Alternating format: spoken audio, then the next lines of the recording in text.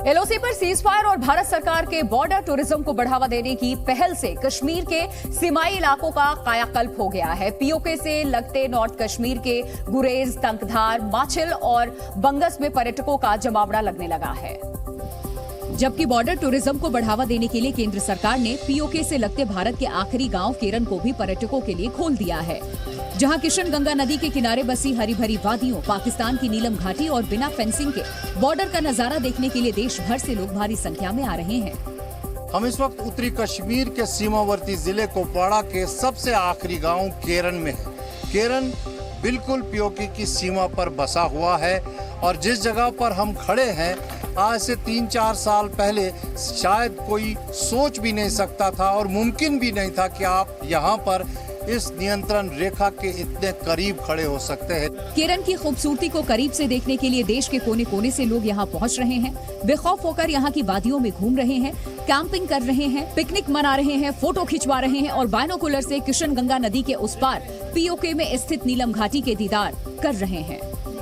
India का last गांव of the India है। हम उसका भी सोचा नहीं इधर पहुंचेंगे, नहीं तो सोचने के बाद लग रहा है इतना दिन क्यों इंतजार किया है। बहुत अच्छा जगह है और इधर का हमारा साथ में ही है, जैसे हमारा नेबर जैसे पाकिस्तान है। दरअसल आर्टिकल 370 खत्म करने के पाकिस्तान के साथ सीजफायर समझौता होने और आतंकवाद पर प्रहार के बाद से ही कश्मीर के सीमाई इलाकों की तस्वीर बदलनी शुरू हो गई। जबकि केंद्र सरकार, स्थानीय प्रशासन और भारतीय सेना ने बॉर्डर टूरिज्म को बढ़ावा देने के लिए हर मुमकिन कदम उठाना शुरू किया। मसलन लोगों को होम स्टे की सुविधा देने के लिए प्रेरित करना, टूरिस्ट गेस्ट हाउस बनाना और रोड के साथ साथ इंटरनेट कनेक्टिविटी को बेहतर करना। तो ये बदलाव के 4 साल का नतीजा है।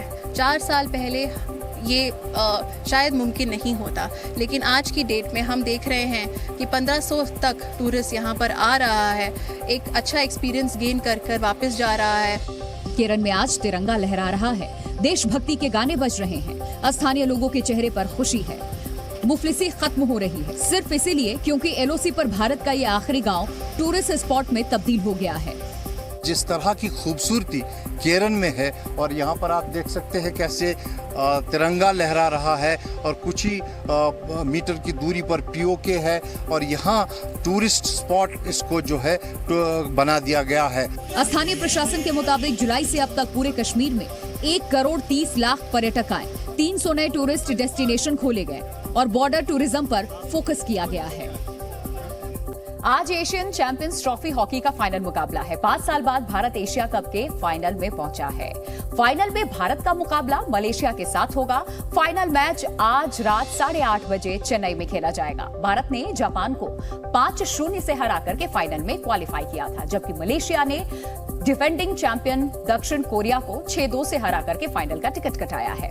भारत अगर फाइनल जीतता है तो 12 सालों के इतिहास में पहली बार कोई मेजबान देश एशियन चैंपियन बनेगा। 12 सालों में कभी भी मेजबान देश ट्रॉफी नहीं जीत पाया है। इसके साथ ही भारतीय टीम रिकॉर्ड 4 बार एशिया कप पर कब्जा करने वाली पहली टीम भी बन जाएगी।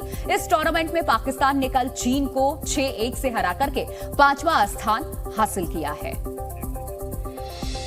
भारतीय नौसेना के युद्धपोत ऑस्ट्रेलिया में युद्धाभ्यास करने के लिए पहुंच गए हैं। क्वाड गठबंधन के तहत भारत, अमेरिका, ऑस्ट्रेलिया और जापान की नौसेनाएं संयुक्त युद्धाभ्यास करने जा रही हैं। चारों देशों की सेनाओं का ये युद्धाभ्यास 21 अगस्त तक चलेगा।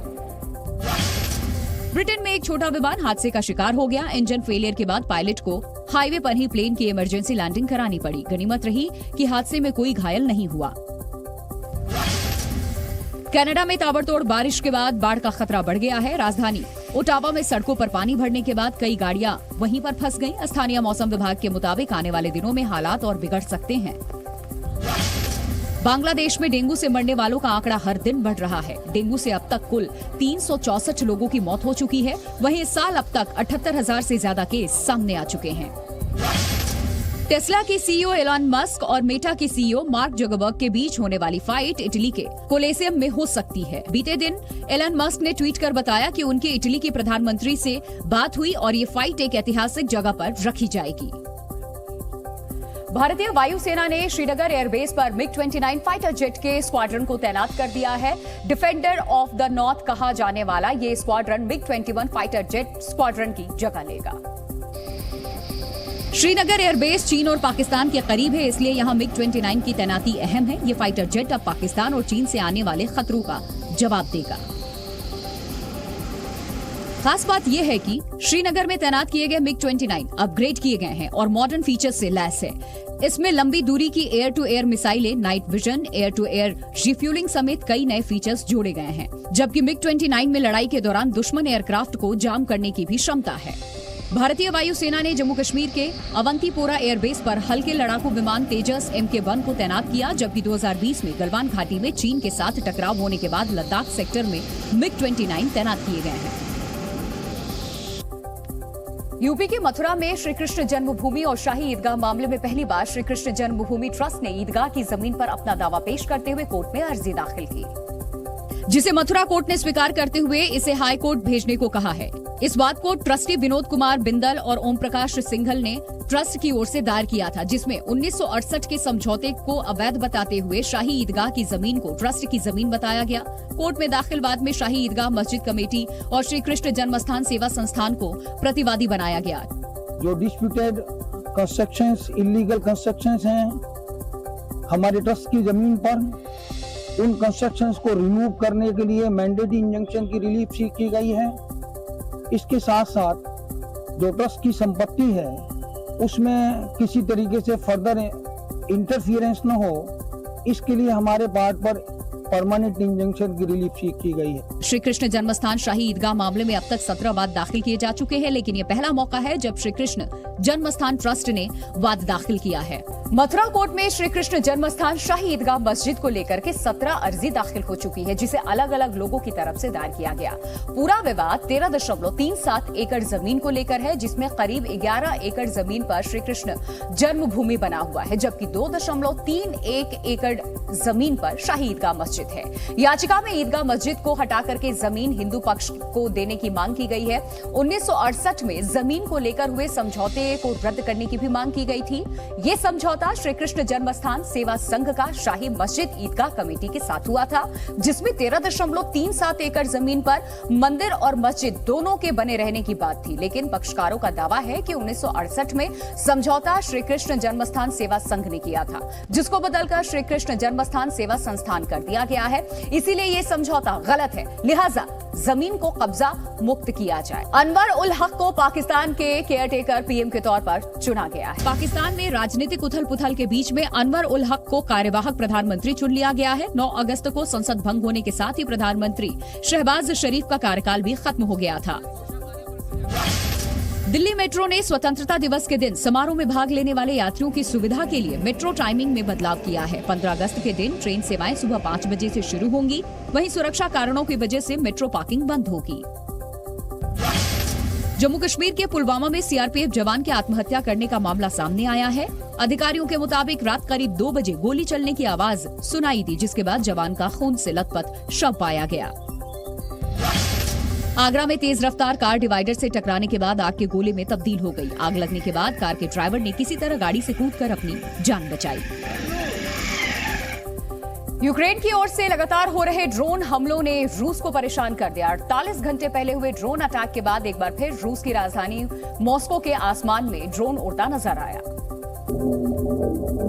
जो तेजी से आगे बढ़ रहा था, जबकि नीचे खड़े लोग सहम गए। एक महिला जो ऑफिस से निकल रही थी, वो ड्रोन को अपने मोबाइल कैमरे में शूट करती और भागती नजर आई। हालांकि रूस की वायु रक्षा प्रणाली ने मॉस्को के ऊपर उड़ान भर रहे इस ड्रोन को मार गिराया, जिसके बाद आसमान में धुएं का गुबार नजर आया। कथित रूप से यूक्रेनी ड्रोन का मलबा मॉस्को के पश्चिम में स्थित एक जंगल में दुर्घटनाग्रस्त हो गया। अच्छी बात यह रही कि इसमें न ही कोई हताहत हुआ और न ही किसी तरह का कोई नुकसान हुआ। लेकिन जहां ड्रोन गिरा, उस इलाके को रूसी सुरक्षा कर्मियों ने सील कर दिया और ड्रोन के मलबे को अपने कब्जे में लेकर जांच में जुट गई। यूक्रेन ने कथित रूप से मॉस्को पर ड्रोन अटैक किया, तो वहीं रूस ने यूक्रेन की राजधानी कीव को हाइपरसोनिक किंजल मिसाइलों से हमला कर दहला दिया। यूक्रेन ने दावा किया कि रूस ने कीव को टारगेट करते हुए 4 हाइपरसोनिक मिसाइलें दागी, जिसकी वजह से कीव में बच्चों के एक अस्पताल को नुकसान पहुंचा, जबकि इवानो फ्रैंकोविस्ट के पश्चिमी क्षेत्र में एक लड़के की मौत हो गई। यूक्रेनी वायुसेना ने एक बयान में कहा कि किंजल मिसाइलें रूस के तुला और लिपेट्स से दागी गई हैं। एक मिसाइल को कीव में यूक्रेनी वायु रक्षा प्रणाली ने तबाह कर दिया, जबकि बाकी बची 3 मिसाइलों ने रिहायशी इलाकों और एक हवाई क्षेत्र के पास हमला किया।